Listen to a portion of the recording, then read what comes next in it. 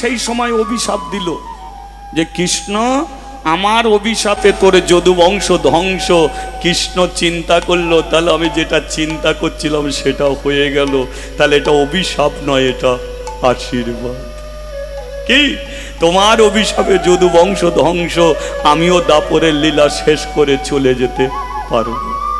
পিসিমা আসছি, গান্ধারী বলল অভিশাপ দিয়েছি বলে তুই কি আমাকে একটা প্রণাম করে যাবি না?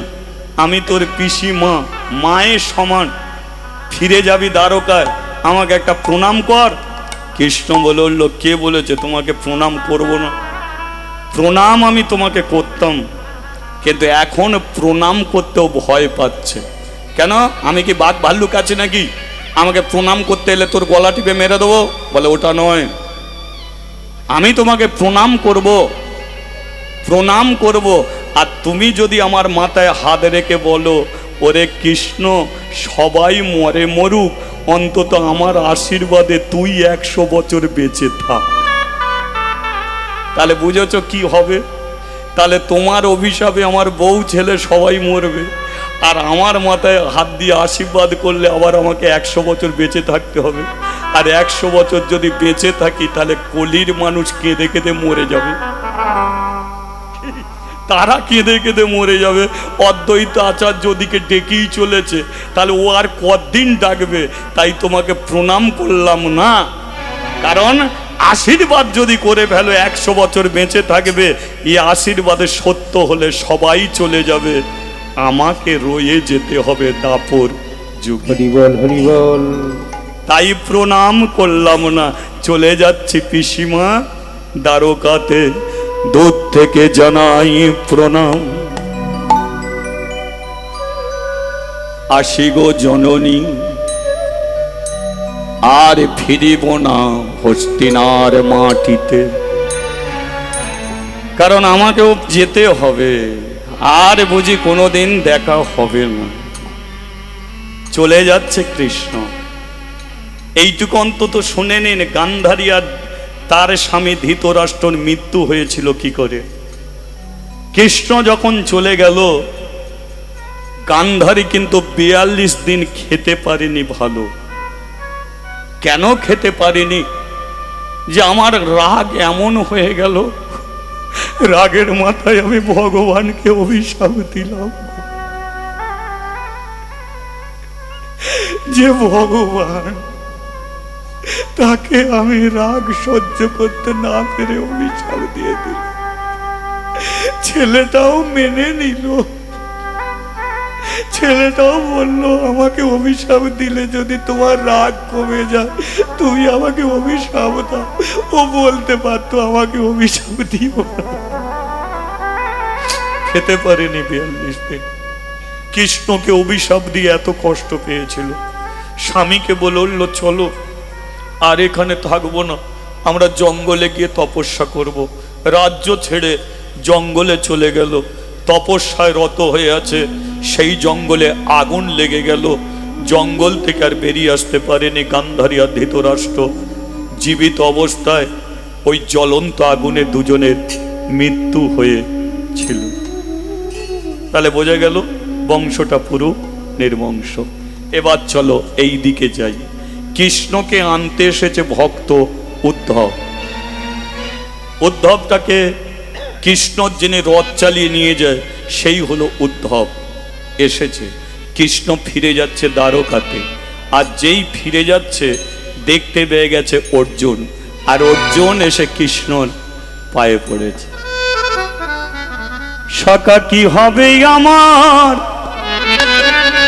বলো দয়াময়, রেখো গো চরণ তলে। সখা কি হবে আমার বলো দয়াময়, রেখো গো চরণ তলে। সখা কি হবে আমার বলো দয়াময়, রেখো গো চরণ তলে। সখা কি হবে আমার বলে দয়াময় রেখো গো চরণ তলে কেহ নাহি যা সখা তুমি আছো হরি কেহ নাহি সখা তুমি আছো আমি ভাসি গো নয়ন জলে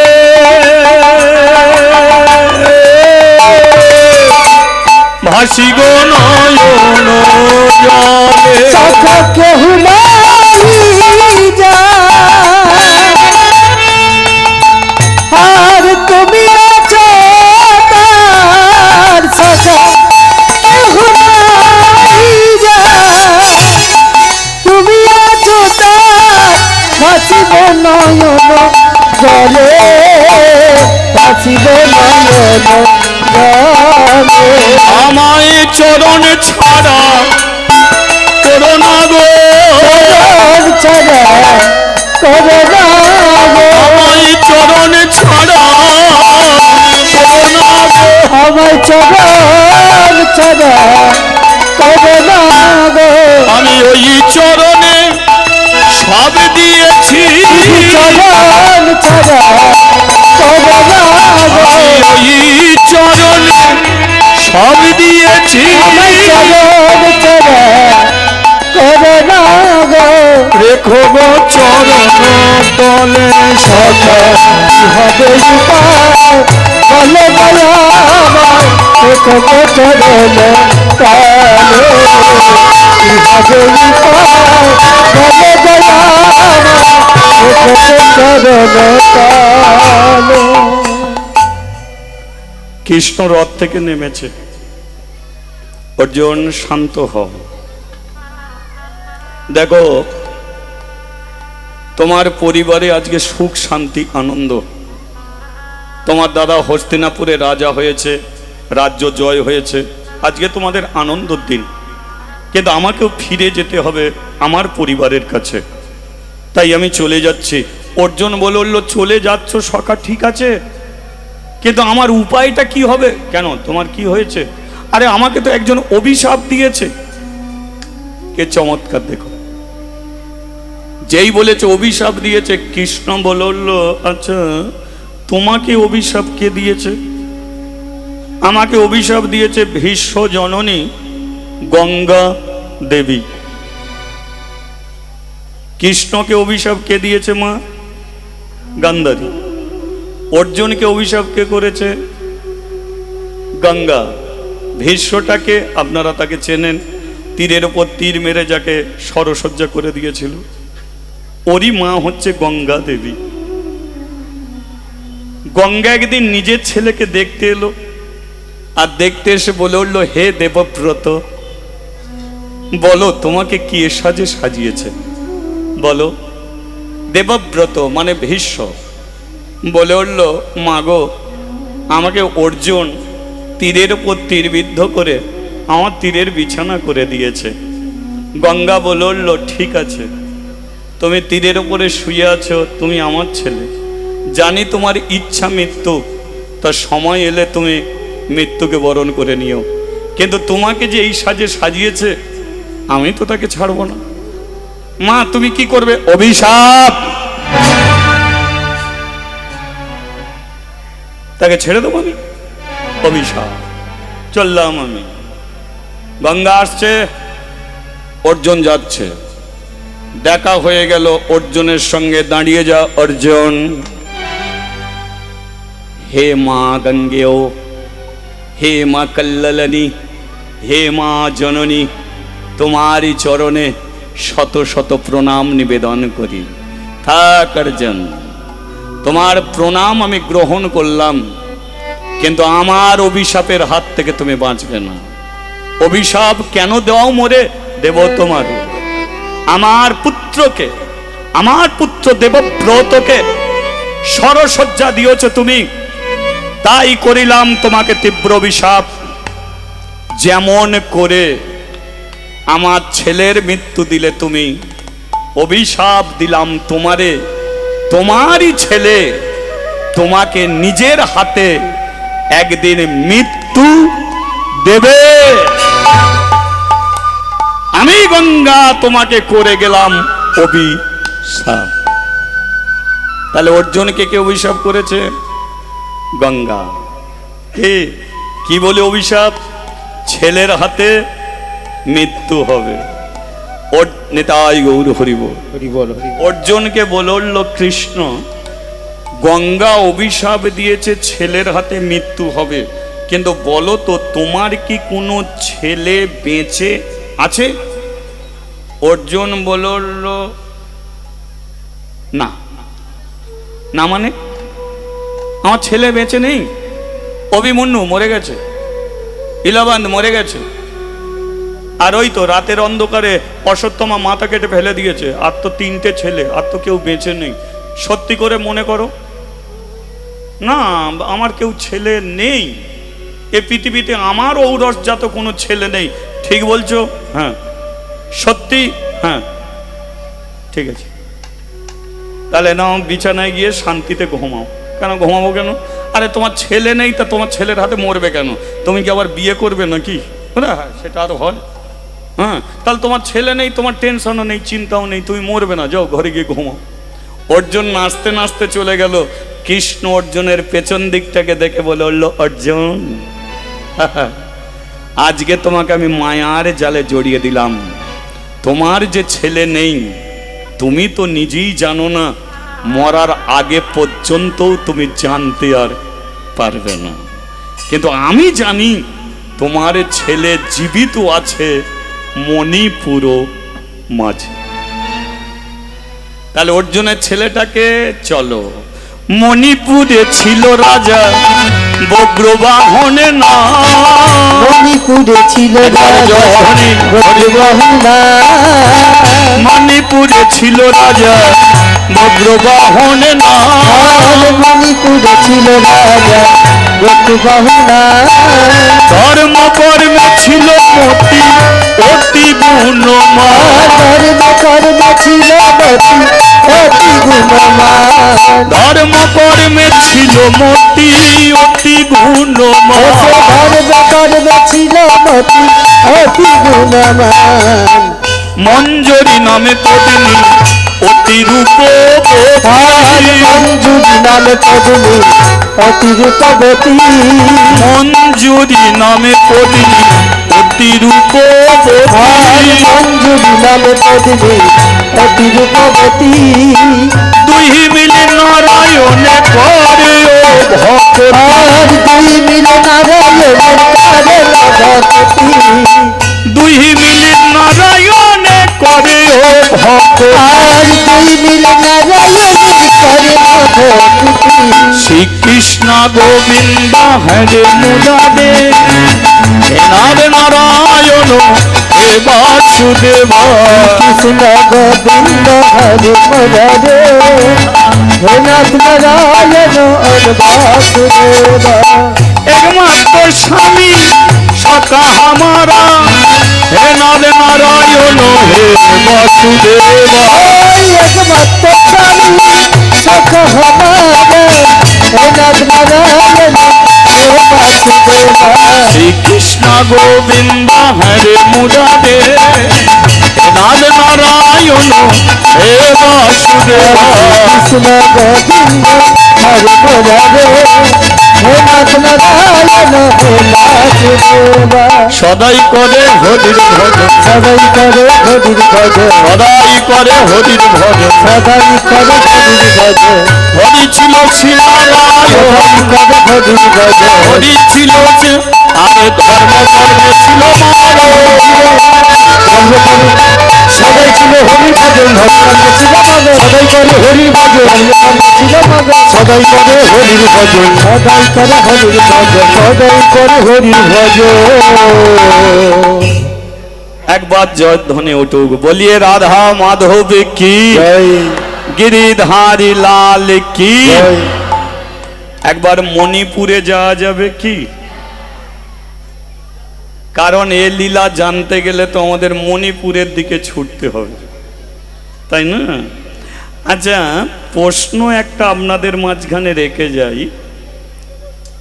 অর্জুন বলল আমার কোনো ছেলে নেই, একটু মন দিয়ে তো জানতেই হবে। অর্জুন কি বলছে? আমার কোনো ছেলে নেই।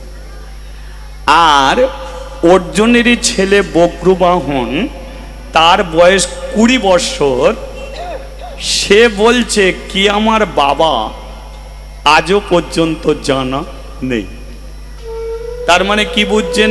বাবা ছেলেকে জানছে না, ছেলেও বাবাকে জানে না। তাহলে বাবা ছেলেকে জানে না। আস্তে আস্তে গোপালের মা, ওই তারই আমি এসব করি, কথা না, একদম শান্ত হও, বসো। বাবা ছেলেকে জানে না, ছেলেও বাবাকে জানে না। এখন এ ঘটনাটা কি করে ঘটলো? এ ঘটনাটা কি করে ঘটলো? তাহলে এই জায়গাতেই আমাদের জানা যায় কেউ কাউকে কেন চেনে না, কেউ কাউকে কেন জানে না, জানতে হবে।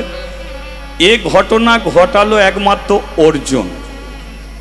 এই যে যুদ্ধ শেষ হয়ে গেছে, এর অনেক আগে একটা ঘটনা ছিল। সে ঘটনাটা কি? দ্রৌপদীকে লক্ষ্য ভেদ করে অর্জুন বিয়ে করেছিল। দ্রৌপদীর সংবাদ সভা লক্ষ্য ভেদ করে দ্রৌপদী অর্জুনের গলায় মালা দিল। অর্জুনই হলো তার পতিদেবতা স্বামী। 5 ভাই ফিরছে দ্রৌপদীকে নিয়ে। মা কাজে ব্যস্ত ছিল। যুধিষ্ঠির এসে বলে উঠল, ওমা মা। হ্যাঁ বল বাবা, একবার এসো তো, আমি কাজে ব্যস্ত আছি। কেন, কি হয়েছে বল? না দেখবে এসো না, ভাই কি সুন্দর একটা জিনিস নিয়ে এসেছে। তাহলে বলে ফেললো কি সুন্দর একটা জিনিস নিয়ে এসেছে। মা কাজে ব্যস্ত থেকেই, কাজ করতে করতেই বলে উঠলো, এই আজকে আমাকে জিজ্ঞাসা করার আবার কি আছে? এতদিন যা খেয়েছিস 5 ভাই ভাগ করে খেয়েছিস, যা পড়েছিস 5 ভাই ভাগ করে পড়েছিস, তা আজকে আমাকে জিজ্ঞাসা করছিস কেন? যেটা নিয়ে এসেছিস সেটা আমাকে আবার দেখতে হবে। এক কাজ কর, আমি আর দেখছি না, ও যেটা নিয়ে এসেছিস 5 ভাই ওটাকে ভাগ করে নিয়ে নে, যা নে, 5 ভাই ভাগ করে নে। এবার বুঝে দেখুন, খাবার জিনিস হলে 5 ভাই ভাগ করা যায়?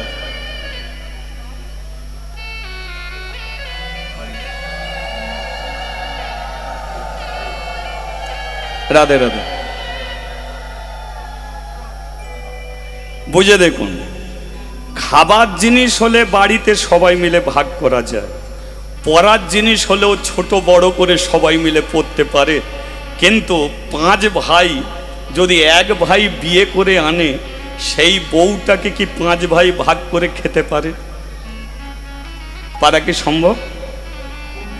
ভীম বলে উঠল, দাদা তুমি এটা কি এগুলো পরে দিলে তো হতো।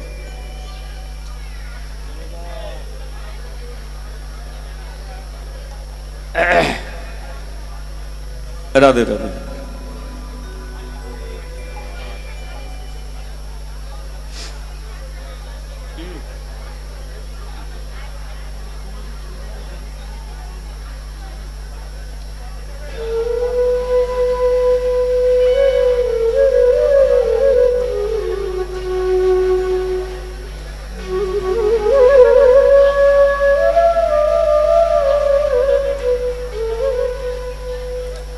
হরে কৃষ্ণ, রাধে রাধে। ঠিক আছে, আমার হয়তো বলাটা অন্যায় হবে, বলাটা অপরাধ হবে, তবে এগুলো একটু স্টপ থাক না।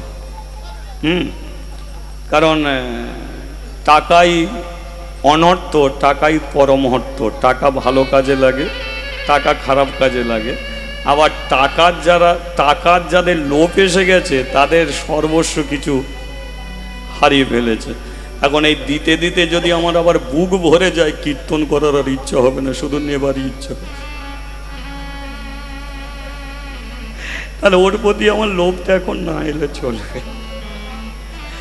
হ্যাঁ বলি একবার রাধা মাধব কি, হ্যাঁ গিরিধারী লাল কি। হ্যাঁ এদিকের হলোটা কি? এদিক বলতে এই 5 ভাই কি ভীম বলে উঠল, দাদা তুমি খাবার জিনিস হলে 5 ভাই ভাগ করব, পড়ার জিনিস হলে ছোট বড় করে পড়ে নিতে পারবো, কিন্তু একবার ভেবে দেখো যে দ্রৌপদী অর্জুনকে ভালোবেসেছে আর সে কষ্ট করে ওকে বিয়ে করেছে, তাহলে তুমি যে কথা বলে দিলে মায়ের কথা যদি মেনেই নিতে হয় তাহলে ও তো 5 জনের স্ত্রী হবে। তাহলে 5 জনের স্ত্রী হওয়াটা কি সম্ভব, বা আমরা কি এটাকে মেনে নিতে পারবো? যুধিষ্ঠির বলল, মা বলেছে এটা মানতেই হবে। আজকাল দিনে দেখবেন হয়তো বাবা মার কথা অনেকে শুনতে চায় না, কিন্তু মহাভারতে এমনও প্রমাণ আছে